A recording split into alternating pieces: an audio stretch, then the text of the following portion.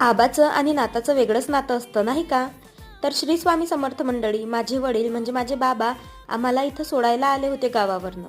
आणि आज ते परत गावाकडे जात होते, म्हणून दादूलाही पैसे देत होते खाऊ म्हणून, आणि दादूने ते गल्ल्यात ठेवले.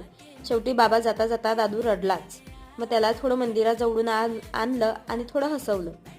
खाली आलो होतो तर सनसेट एवढा सुंदर दिसत होता. मग म्हटलं आपल्या पार्किंगमधली ही झाडंही तुम्हाला दाखवून द्यावी. झेंडूला छान फुलं आली आहेत. मिरच्यांनी पण आता फुलं धरली आहेत आणि काही मिरच्याही आल्यात. ही सदाफुली तर बहरूनच गेली आहे.